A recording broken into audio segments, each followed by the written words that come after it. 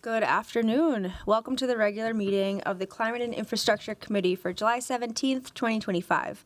I'm Katie Cashman, chair of this committee. Before we call the meeting to order, I want to offer a friendly reminder to all members, staff, and public that these meetings are broadcast live to enable greater public participation. These broadcasts include real-time captioning as a further method to increase the accessibility of the proceedings to the community. Therefore, all speakers need to be mindful of the rate of their speech so that captioners can fully capture and transcribe all comments for the broadcast. Thank you. This time, I'll ask the clerk to call the roll to verify quorum.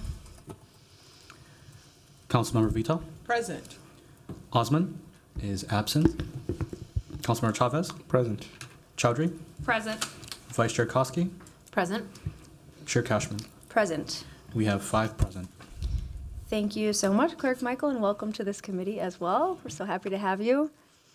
We'll start with the consent agenda, items 3 through 9. Item 3 is passage of a resolution. Welcome. Councilmember Osman is here with us as well. So item 3 is passage of a resolution accepting a grant from the Department of Transportation for the South Falwell Safe Routes to School and authorizing an agreement for that grant. Item 4 is passage of a resolution accepting a grant from the Minnesota Pollution Control Agency Resiliency Grant for Oliver Avenue South Flood Mitigation Project and authorizing an agreement for that grant. Item 5 is passage of a resolution accepting a local road improvement program grant from the Minnesota Department of Transportation for ADA ramps in the Shingle Creek West Residential Project and authorizing an agreement for that grant. Item 6 is approving an appointment to the Pedestrian Advisory Committee. Thank you to all the residents that applied for this city board. Item 7 is approving renewal of the pilot permit program for personal delivery devices. Item 8 is approving a sound permit for the Walker Art Center Avant Garden event, which will be on September 20th, 2025.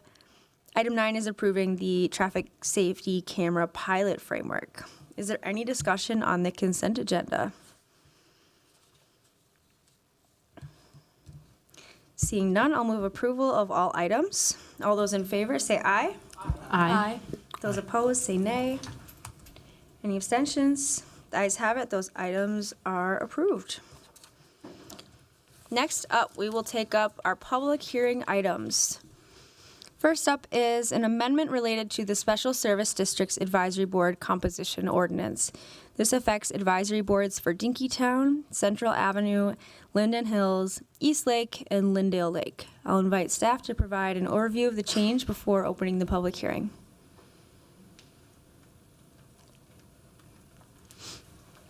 Welcome. Thank you.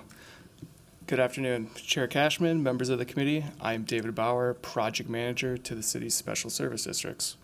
Today I'm presenting a set of proposed amendments to the Minneapolis Code of Ordinances related to the composition of advisory boards for several of our Special Service Districts. These proposed changes are intended to improve the functionality and consistency of advisory board operations by aligning board sizes with realistic levels of community participation.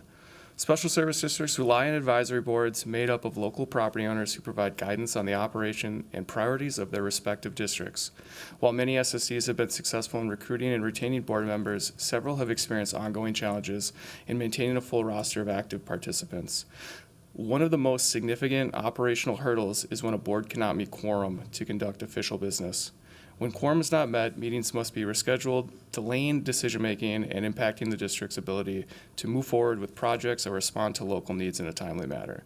In response, staff is recommending the following ordinance amendments to reduce the required number of seats for select SSDs. The following is a summary of the proposed district seat amendments. Dinkytown will change from 5 to 3, Central from 9 to 7, Linden Hills from 5 to 3, East Lake from 5 to 3, and Lindale Lake also from 5 to 3.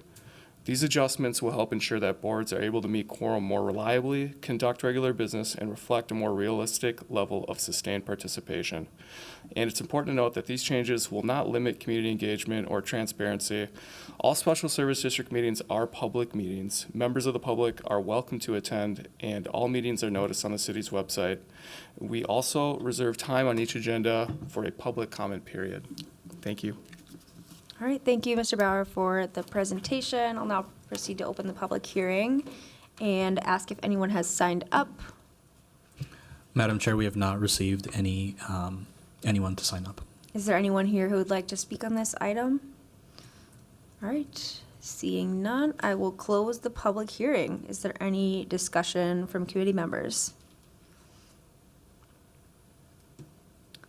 Okay, thank you. So with that, I will move approval of this item. All those in favor say aye.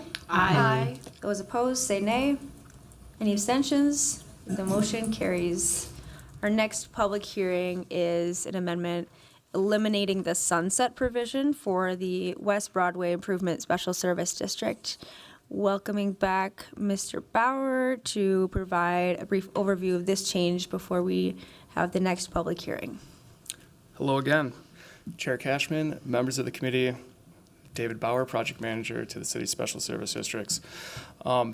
I'm introducing a proposed amendment to the ordinance governing the West Broadway Improvement Special Service District. Specifically, this amendment would repeal the sunset provision currently in place.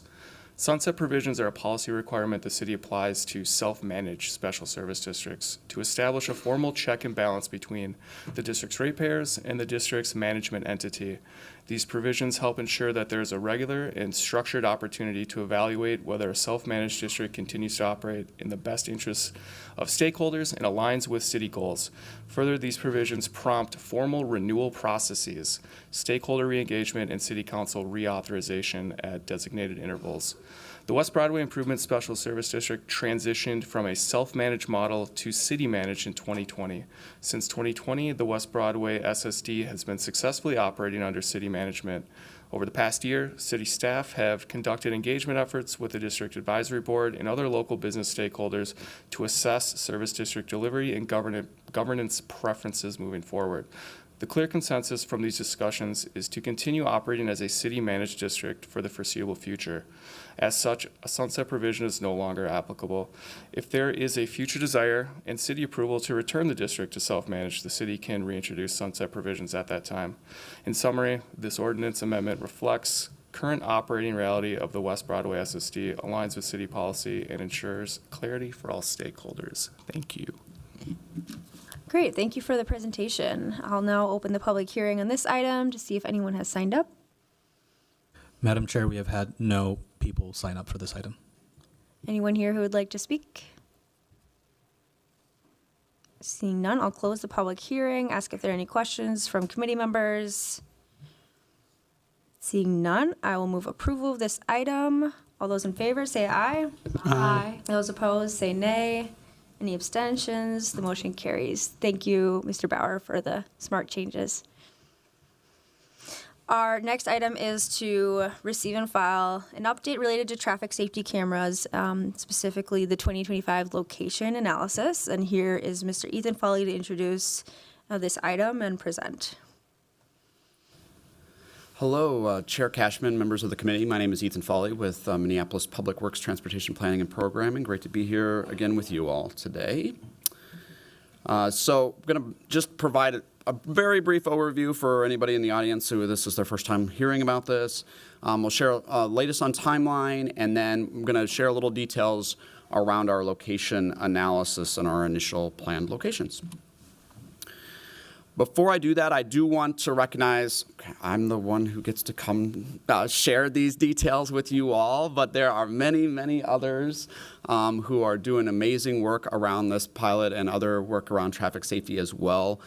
So I wanted to make sure to recognize the staff across many city departments who have been involved with all this work and are involved in making sure this pilot can launch. It includes my colleague Christian Zimmerman, who's here and was the lead staff on the location analysis that I'm presenting on today. So just a reminder that traffic safety camera work is coming out of our Vision Zero action plan and the city's goal to get to zero traffic deaths and severe injuries on our streets. And this is just one of the things we are doing to get towards that goal, and one of the things that we're doing specifically with a focus on addressing unsafe speeding, which is our biggest traffic safety challenge in Minneapolis. For the traffic safety camera pilot in particular, a reminder on our goals that obviously we're trying to improve traffic safety, But that alone is not enough for this pilot to be successful. We also have to build community trust by implementing it fairly, equitably, protecting privacy, doing it efficiently. This comes out of state law last year that authorized this pilot and also regulates it. And that state law is really important for protecting for a lot of those goals we just talked about. We are currently planning to launch the pilot in September. We're working with our contractor, Novoa Global, to finalize the exact date and hope to have that out publicly soon. We also this week have started a public information campaign to make sure that folks are aware about the pilot, how it works, and that will include signage at all locations ahead of time, and then certainly ongoing signage at all locations as well. So, to camera locations, just a reminder that under the state law, we can have a maximum of 42 camera locations at any one time during the pilot period. We are planning to launch with 5 speed safety camera locations. And then from there, we anticipate, as part of this pilot, we're trying to learn. And so we'll be adding additional camera locations for speed cameras. We'll be adding in red light cameras as well, both of those in 2026. And then we anticipate continuing to add locations as things are doing well and we have capacity to do that.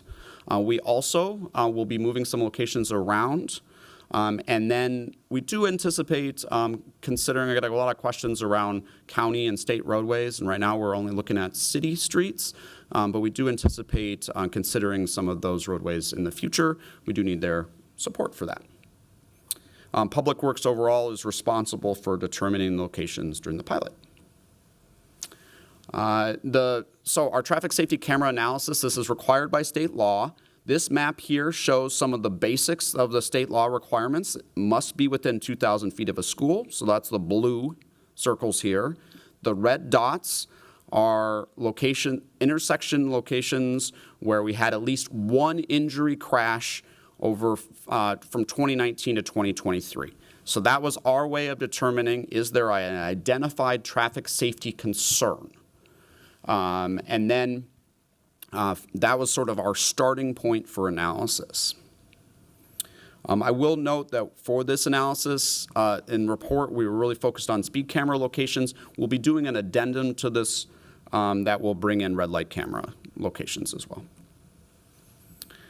So from our initial analysis, we narrowed to 51 candidate locations that we put out publicly in February.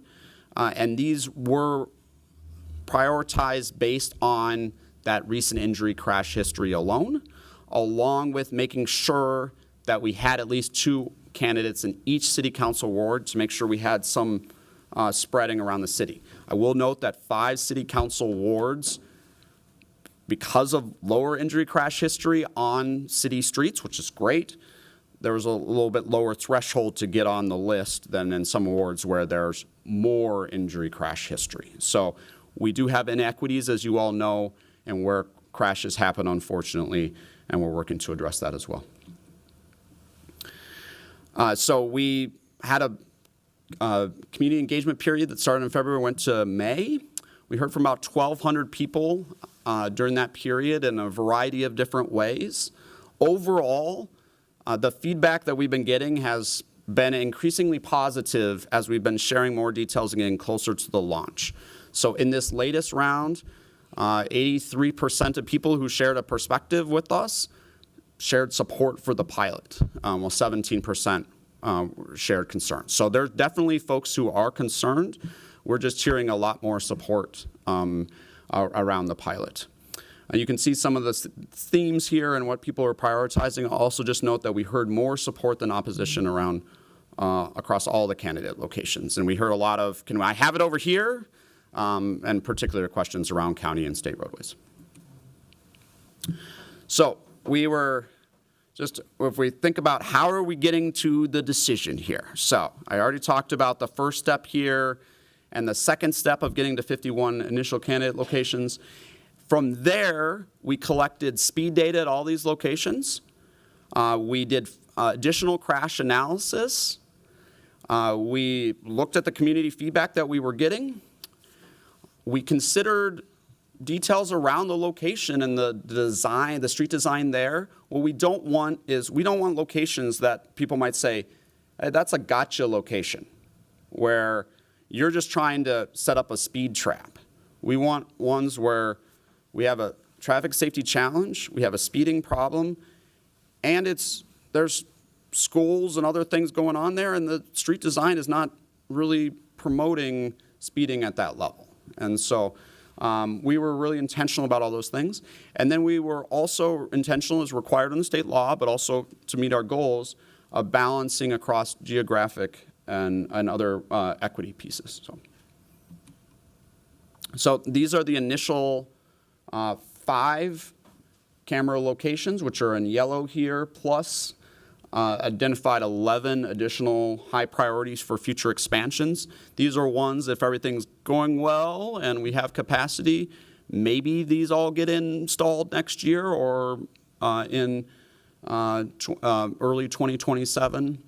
And I can answer questions around these. These are all outlined in our report, but we've been certainly spreading the word about these. And you can see that we've spread it across the city. So the initial launch locations, we have one downtown, one on the north side, one in northeast, one in nearer south, and one in farther south side as well. And then for all these 16 locations, there's at least one in each city council ward as well, or on the border of a city council ward.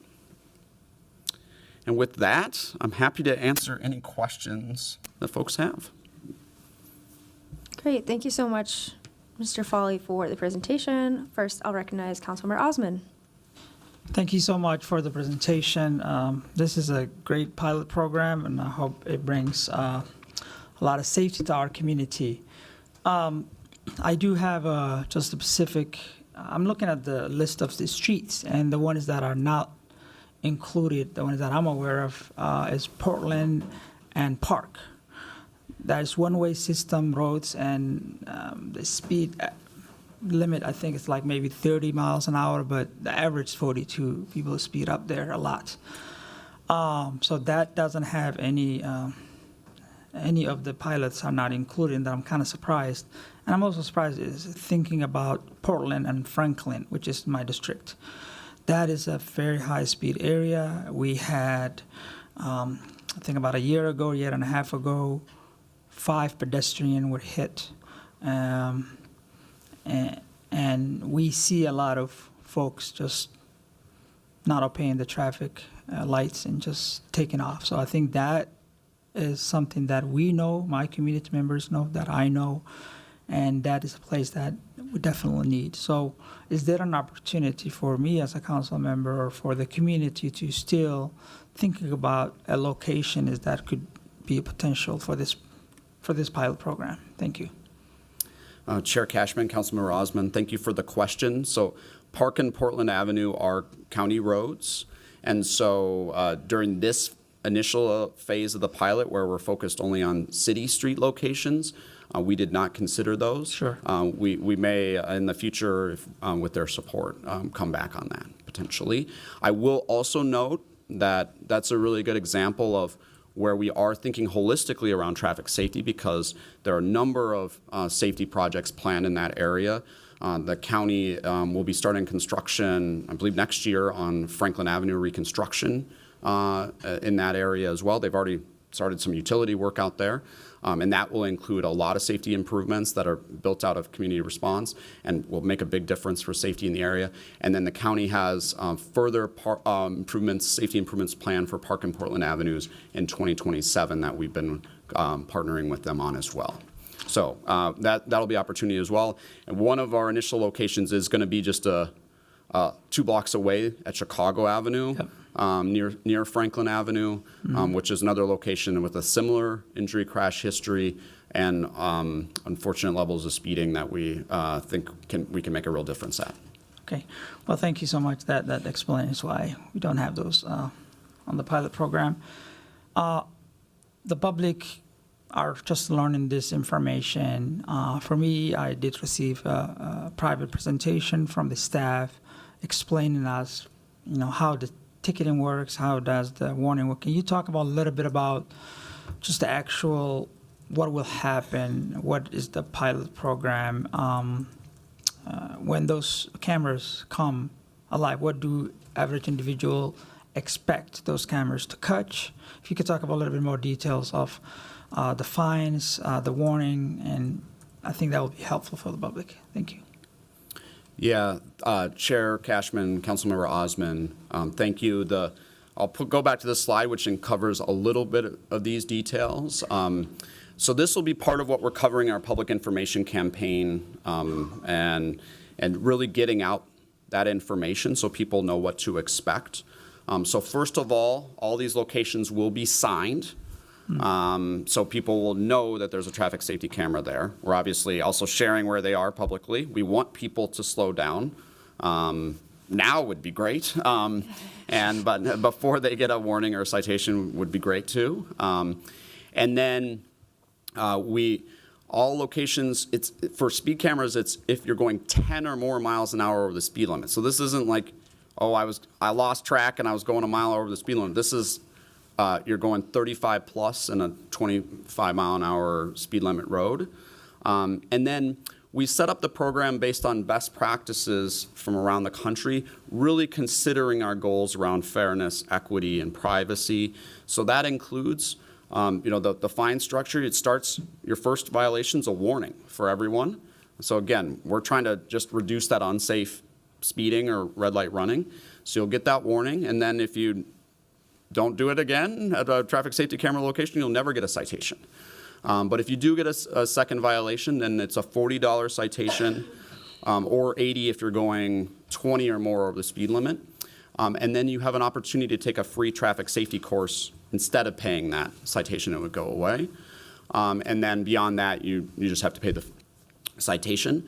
But of course, folks can also contest, and they'll also be able to just provide information. If you provide a sworn statement that you were not operating the vehicle at the time of the infraction, then the citation will be dismissed. If your vehicle was stolen or some other things like that. So that will all be information that people will get in the mail with their warning or citation, and then they'll be able to go in to our vendor's website and see actual video of the infraction. And then if they want to share any of that information for dismissal, to be considered for dismissal, then they'll be able to do that right there very seamlessly. And so that's some of the basics, but I'll also just note we were really intentional about protecting people's data and privacy and how we structured what can be recorded and stored and all the data practices around that. So that's another area we hear questions about as well, and we've been really intentional about. Thank you. My last question is that this camera will only catch on the vehicle information, doesn't include any face recognition, anything like that, just to be clear. Chair Cashman, Councilmember Osman, that is correct. Under state law, we're not allowed to, first of all, we can only record information if the system senses a violation or a potential violation. And any video that is recorded cannot have anyone, or pictures cannot have anyone who's personally identifiable. Thank you. All right, thank you, Councilmember Osman. I put myself in queue just to ask about what exactly we need in terms of county support and able to move these cameras onto county roads that we know have high injury rates, like Lake Street, Cedar, Penn, Lindale, Park, Portland. What does that county support look like? Yeah, so we, Chair Cashman, thank you for the question. We will be we've started conversations with them, and we'll be continuing that. We want to get started with the pilot and see how it goes, and we have a lot of good sites we feel on the city system, and so that's an opportunity for us to get everything working well, and then we'll be having some additional conversations with the county and MnDOT about potentially partnering on some of their roads as well. So that conversation's been ongoing, and we'll be doing more there in the future as well. Okay, thank you. I just get a lot of questions about why Lake Street, why Penn aren't included. It sounds like Councilmember Osmond gets the same park in Portland, being those wide streets, faster streets. So hoping that we can collaborate with the county on this, and we'll continue talking to the commissioners as well, just to ask for their help and support. Any other committee members who would like to discuss this? Seeing none, thank you so much, Mr. Foley, and I'll ask the clerk to file this update. Our last item today is a presentation in response to a staff direction on vehicle noise pollution and related policies, so I will invite our legislative policy and research team to introduce this.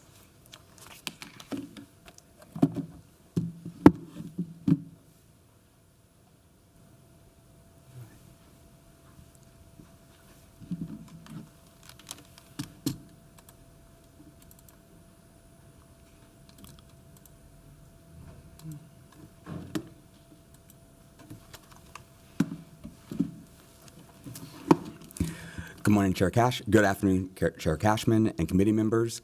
My name is Dwight Miller, and I'm representing the Legislative Policy and Research Team, and I'm excited to discuss the topic of noise pollution abatement regarding public safety and commercial vehicles.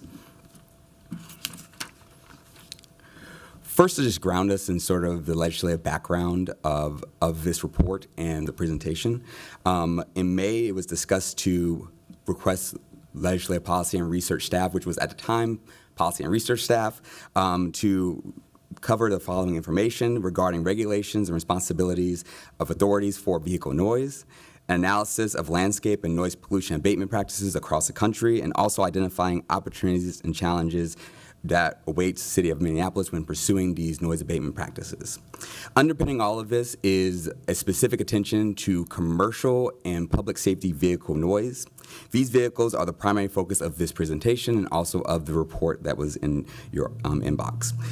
Although some of the areas that are considered for this very niche topic can be applied to general vehicle noise pollution abatement, general vehicle noise pollution abatement was not covered in the report and is not the main focus of this presentation. I just want to get that out there right now. We're talking about public safety vehicles and commercial vehicles. So before we get started, I want to always ground us into the why. Why noise pollution? A lot of the times when we think of noise pollution, people think of it as just merely a comfort or just a general quality of life issue, but it is also a health issue. Extreme noise exposure can cause heart disease risk to increase. It can also cause sleep disruption and just long-term mental and physical stress that impacts the long-term health of our residents. The World Health Organization actually ranks noise pollution as the second most critical issue in Europe, second only to air pollution. And as a result, when we think about noise, we don't want to think about it as just like this is an annoyance and a nuisance. This is the health of our residents in the city of Minneapolis. And just so we can put a definition on what is noise pollution, what is too loud, the Hearing Health Foundation puts it at 70 decibels, which is around, if you think about it, the average volume of a very busy office, pre-COVID, a very busy office. It could be a vacuum cleaner, it could also be a washing machine. However, the foundation in this infographic above, you can see that there's other markers that are a little bit higher than 70 decibels that are generally just markers of urban life, such as city traffic, which is around 85 decibels, and also 100 decibels when you think about car horns. And just so we can kind of understand, there's going to be something called ambient noise, and that's just the noise that comes out whenever you just go out in the street. And I sat outside for 5 minutes outside of City Hall and was able to get like 65 decibels. It's just the general noise volume of just traffic around. So that's just to hopefully ground us in the noise. There's going to be a lot of theater of the mind in this when we think about like what is noise as far as the risk of noise pollution. So when we talk about noise pollution, we always think about like how do we abate it? What are some current regulations that are currently under within our geography? Well, there's the state level, which is really the primary focus of the Minnesota Pollution Control Agency, which is charged with laying out just noise pollution regulation for the state. There's this really handy guide, a guide to noise control in Minnesota, that the MPCA gives guidance on common noise concerns and the proper authorities Minnesotans can use to try to address those issues. Regarding vehicle noise, the MPCA guide suggests residents contact local government and local law enforcement for a course of action. And given that Hennepin County does not have an ordinance related to noise or noise pollution, most of these regulations of general vehicle noise, public safety vehicle noise, and also commercial vehicle noise are really within the Minneapolis Municipal Code, which covers things such as noise cannot be above 10 decibels above the ambient noise level during the day, which is at 7 a.m. to 10 p.m. as defined in the guide, in the municipal code, or 5 decibels above ambient noise at night, which is 10 p.m. to 7 a.m. It also bans modified exhausts, which are well above the ambient noise level, but at the same time it offers regulations. It also offers exceptions for construction equipment and emergency response vehicles, which is directly tied to the report.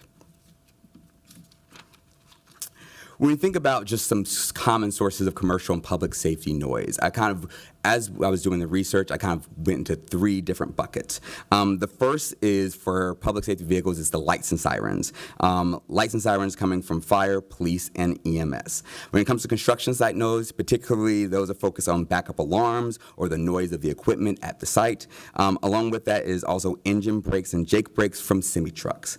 In Minneapolis, I was not able to find robust reporting infrastructure regulating lights and sirens or engine brakes.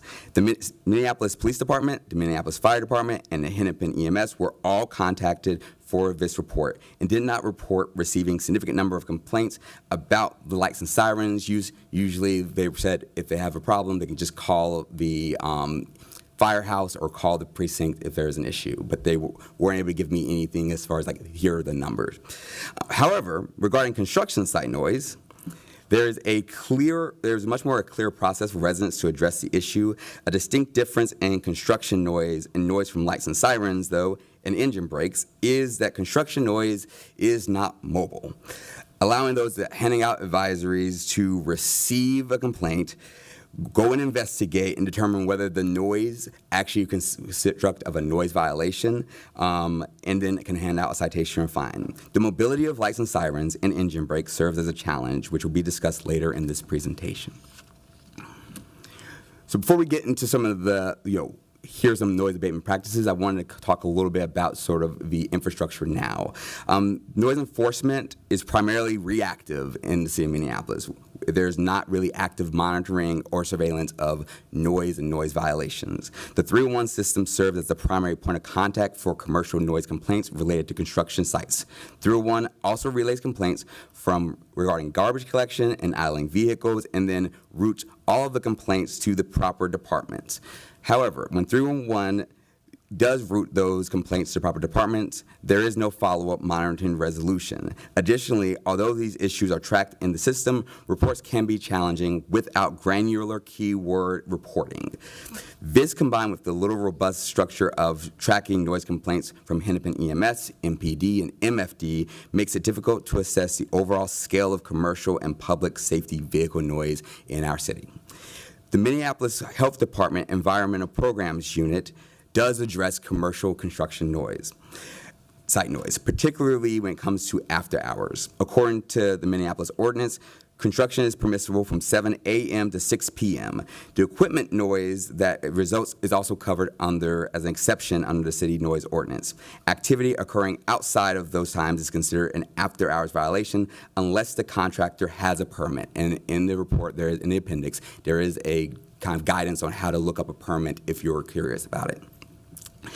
Now, between January 2024 and June 2025, only 22% of after-hours complaints from residents actually required an investigation. When looked into it, there were really a few reasons as to why there might be a gap between the complaints that are received and the actual investigation. Sometimes there's inadequate descriptions, sometimes there's insufficient evidence of that violation, and sometimes when you're having a noise complaint, it's actually not a noise violation.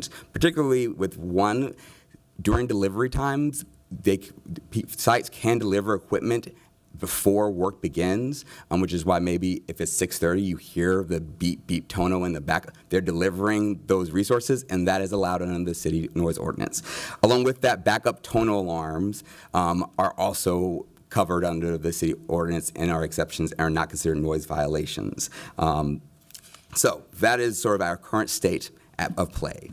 Now, getting into noise pollution abatement practices, I want to focus on really 3 particular noise abatement practices I was able to find across the country. One considering tonal backup cameras, lights and sirens, and also engine brakes and Jake brakes. Regarding backup alarms, so kind of the standard tonal backup alarm is the beep, beep, beep that you might hear if somebody's backing up a U-Haul. There's also going to be some sound effects here. So, tonal backup alarms, they can range to 110 decibels. So remember, healthy noise is 70 decibels. Tonal backup alarms can range at 110 decibels. And OSHA requires work vehicles with obstructed rear views to have either a tonal alarm to alert folks that this thing is backing up and cannot see behind them, or somebody behind them signaling. The most common way of doing that is a tonal alarm. Now, what I found was multi-frequency or white noise, or what I'll sometimes call broadband backup alarms, which use multiple frequencies to make an almost shh sound, which is perceived as quieter, is directional. So if you're more directly behind the vehicle, it actually is perceived as louder than if you're to the side or even in front of it, and also can adjust to ambient noise. So if ambient noise is louder surrounding it, then it gets louder. If it's quieter, it becomes quieter. I'm going to play this video. It is 7 seconds, and just give you a sense of what the noise we're talking about is. Yeah. And it is not working. If you have a frame of reference, if you ever had an Amazon electric vehicle that's delivering and you hear it back up, you will hear the ch-ch-ch. And you can tell, my colleagues can attest. I practiced this yesterday and they immediately was like, I heard the sound. And it is perceived as a little bit quieter, but also New York City is perceived so much quieter that New York City, throughout its city fleet, has adopted the multi-frequency alarms for their heavy fleet, along with multi-decibel alarms, which use the tonal alarm, but also adjust the sound volume based on ambient noise level. So it comes out maybe instead of 110 decibels, it'd be 97 decibels. In addition to this fleet adoption, New York City in 2023 mandated that all contractors who are working on city projects use white noise alarms. And listening and reviewing the VOP Center of the Department of Transportation, these alarms are around in the $20 or $30 range. Now, lights and sirens. Lights and sirens, as mentioned earlier, are significant sources of urban noise, sometimes getting up to 120 to 123 decibels in order to alert pedestrians and drivers. Now, sirens need to be this loud because there's increased soundproofing in cabins, and also drivers are more distracted than they were before because of phones, and also infotainment centers. So consequently, lights and sirens are the most dangerous part of responding to an emergency when you're talking about ambulatory and fire and police officers. Due to this danger, Mecklenburg County, North Carolina, which is home to Charlotte, North Carolina, Mecklenburg County's ambulatory service, Medic 911, actually looked to resolve the reduced lights and sirens issues for the safety of their drivers. Leaders reviewed all the calls that involved any lights and sirens, and they revealed that a lot of the calls that they're responding to for lights and sirens actually didn't need lights and sirens and weren't high acuity cases. They adjusted kind of through a dispatch protocol for what it requires lights and sirens to where it's just the only highest acuity cases.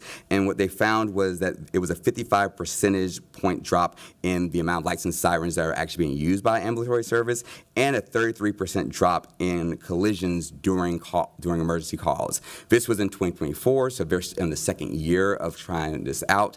They're also trying, the person who started this in Charlotte, North Carolina, and Mecklenburg County is also trying to do this in Wake County and Raleigh, North Carolina, if you're familiar with that area.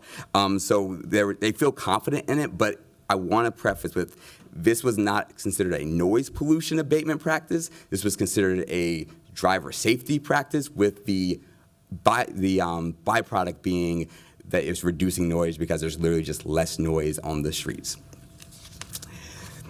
And the last kind of major source is engine brakes. So engine brakes are used to assist overweight vehicles, generally semi-trucks, to supplement brake pad systems. Generally, this is used on hills. However, it is loud, and oftentimes they can reach 96 to 106 decibels. Minneapolis does have an ordinance restricting engine brake use, a specific section of I-394. However, I want to present some city-wide engine brake bans just to be able to put it into scale and kind of have a sense of what that looks like. So first, a local example, Mankato, Minnesota passed an ordinance banning engine brake use. Public safety officials there, however, admitted that while the ban did pass in May and they're still waiting on a sign, but they are not very hopeful that it will actually lead to engine brakes being banned or stopping the use. That was actually something that came up as they were debating this over the years to get this ban passed. But it is a good case of democracy working, and that's sort of what the safety official says. Colorado Springs is the largest city that had a citywide engine brake ban. However, their public safety officials, said the similar things in Mankato, where it's hard to actually deliver on the ban. However, they were able to really squash some of the noise from commercial vehicles from really pushing for the state muffler ban regulations. So in Colorado, you have to have a chamber-style muffler, or your muffler has to use baffles, which helps reduce the sound of engine brakes. The J-brake manual actually said if you're using proper muffling and baffle, you are going to get to like 83 decibels. And Colorado has a statewide, for commercial vehicles, 88 decibel limit for trucks. And their public safety officials in Colorado Springs said usually the mufflers handles a lot of the engine braking. So you're not necessarily trying to police behavior, you're just policing sound and then saying, hey, you need to change your mufflers. And a lot of the times, larger trucker industries are not necessarily the culprits. It's usually smaller independent truckers who are using straight pipes mufflers, which does not reduce sound as much. So speaking of cameras, I wanted to look a little bit into noise cameras as we're thinking about this traffic camera pilot. And this is a recurring problem that noise cameras solve, is that vehicles are mobile. It is hard to be able to thread the needle between a noise violation happening and a official actually being there to have a citation, along with that official being able to keep track of all the other public safety issues.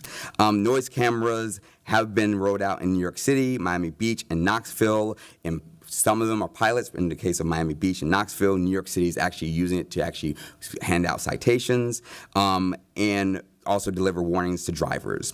The most significant challenge of this technology and implementing that, though, as a noise abatement strategy for Minneapolis is just legal. While there is a pilot for speed and traffic signal cameras in the city, as outlined in the presentation before, those laws limit the technology to just those practices and leave little room for flexibility to include noise cameras. So what are some areas of consideration? So first, just increasing the amount of education for constituents on just what is a noise violation, what is the noise ordinance laws. There's other tools that they can use. So for instance, the Environmental Programs Unit actually have constituents use the timestamp app so they can track and send in evidence for after-hours noise complaints. Also, there could be explored feasibility of what white noise alarm adoption among the city's fleet can do, along with data-driven strategies around lights and sirens use within first responders, particularly MFD, since we have kind of more, since Hennepin EMS we don't have necessary jurisdiction over. And generally, just advocating for muffler laws at the state level would also kind of help address some of the engine noise from engine braking. But undergirding all of this, that I want to really emphasize, is just improved data collection.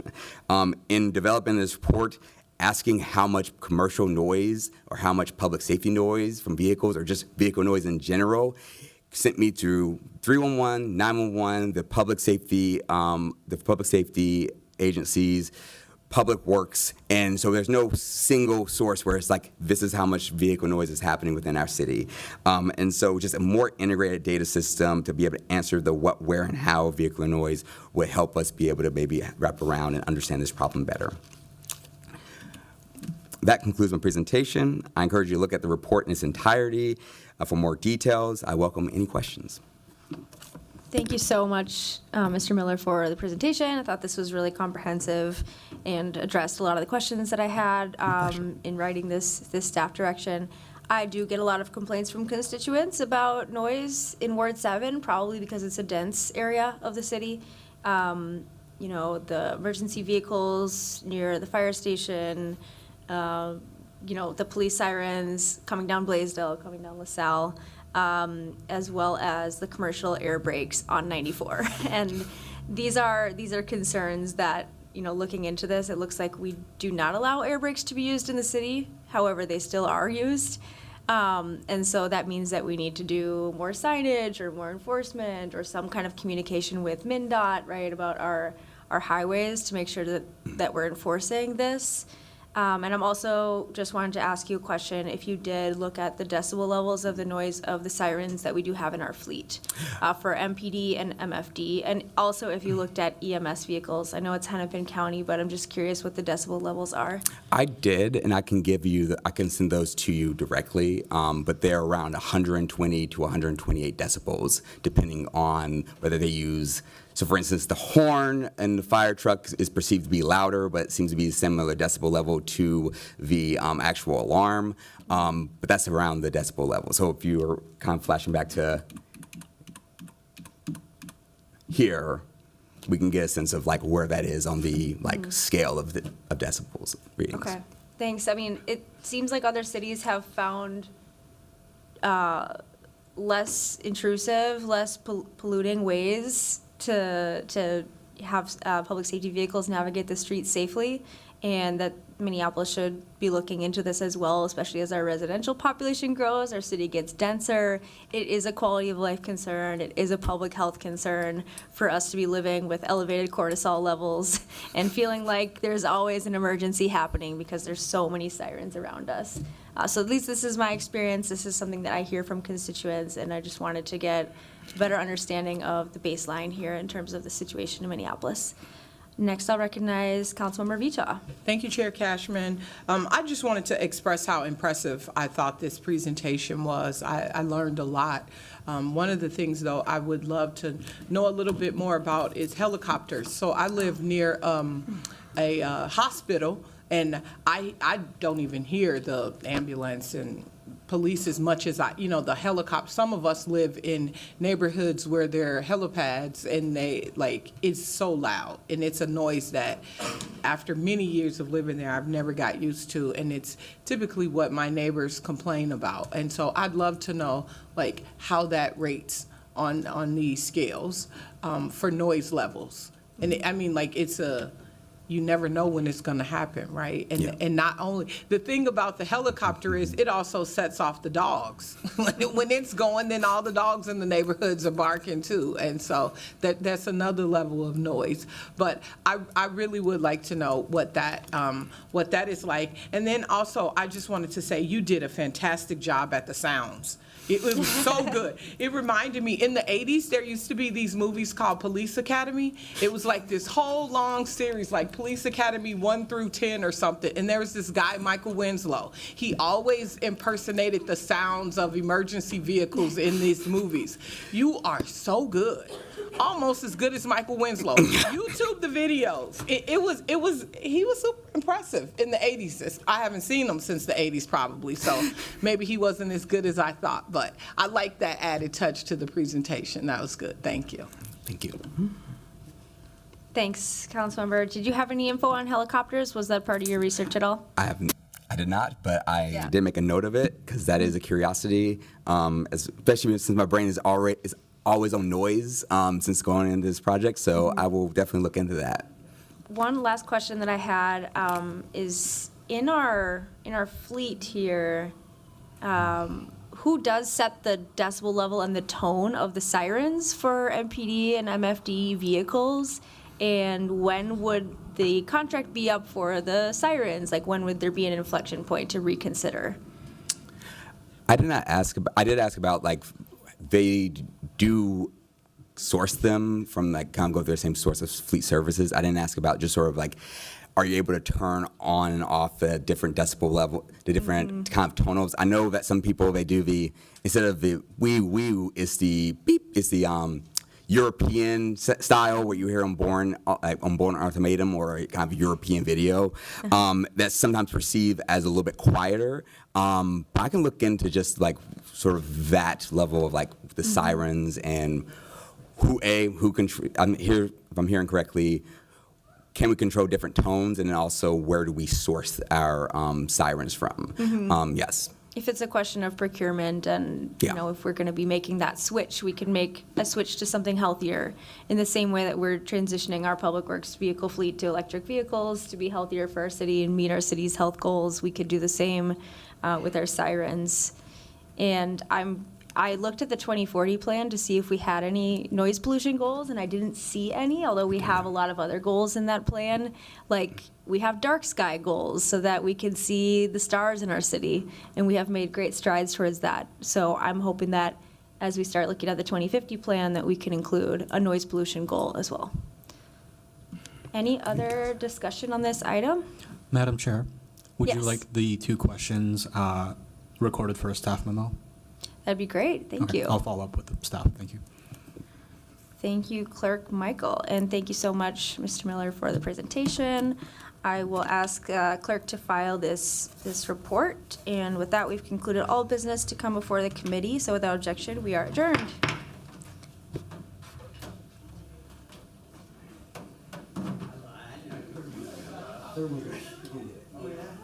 Nice job on the presentation. I should have picked it.